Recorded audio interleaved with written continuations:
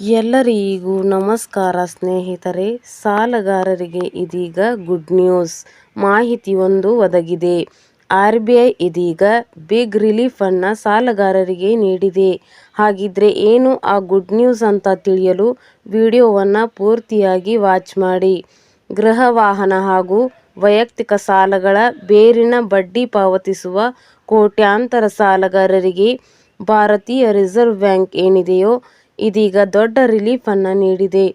ಹಣಕಾಸು ನೀತಿ ಸಮಿತಿ ಅಂದರೆ NPC ಸಭೆಯ ನಂತರ ರೆಪೋ ದರವನ್ನ ಯಾವುದೇ ಬದಲಾವಣೆ ಇಲ್ಲದೆ ಇದೀಗ 5.5% 5% ನಲ್ಲಿಗೆ ಮುಂದುವರೆಸಲು ಇದೀಗ ನಿರ್ಧಾರ ಮಾಡಲಾಗಿದೆ ಅಂತ ಹೇಳಿ RBI ಗವರ್ನರ್ ಸಂಜಯ್ ಮಲ್ಹೋತ್ರಾ ಅವರು ಪ್ರಕಟಣೆ ಮಾಡಿದ್ದಾರೆ.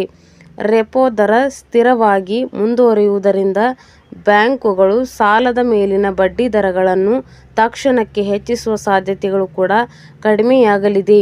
ಇನ್ನು ಸಾಲಗಾರರಿಗೆ ತಮ್ಮ EMI ಹೊರೆಯಲ್ಲಿ ಹೆಚ್ಚಿನ ಬದಲಾವಣೆಗಳು ಕೂಡ ಆಗುವುದಿಲ್ಲ.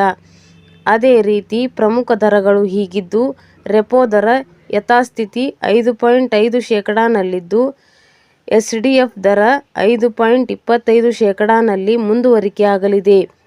ಇನ್ನು MSF ದರ ಮತ್ತು ಬ್ಯಾಂಕ್ ದರ 57,575 ರಲ್ಲಿ ಮುಂದುವರಿಕೆಯಾಗಲಿದೆ.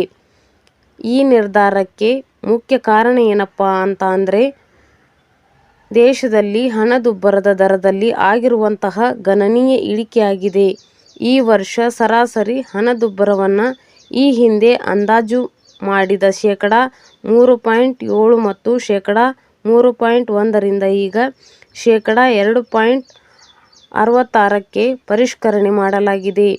ಇನ್ನು ಚಾಲ್ತಿಯಲ್ಲಿರುವ ಜಾಗತಿಕ ಅನಿಶ್ಚಿತತೆ ಮತ್ತು ವ್ಯಾಪಾರ ಸಂಬಂಧಿತ ಬೆಳವಣಿಗೆಗಳ ಹೊರತಾಗಿ ಪ್ರಸ್ತುತ ಇರುವಂತಹ ಆರ್ಥಿಕ ಪರಿಸ್ಥಿತಿಗಳು ಮತ್ತೆ ದೇಶದ ಬೆಳವಣಿಗೆ ಮತ್ತಷ್ಟು ಬೆಂಬಲ ನೀಡಲು ಇದೀಗ ಈ ನೀತಿಯಲ್ಲಿ ಅವಕಾಶವನ್ನು ಕಲ್ಪಿಸಲಾಗಿದೆ ಅಂತ ಹೇಳಿ ಗವರ್ನರ್ ಆದಂತಹ ಮಲ್ಹೋತ್ರಾ ಅವರು ತಿಳಿಸಿದ್ದಾರೆ.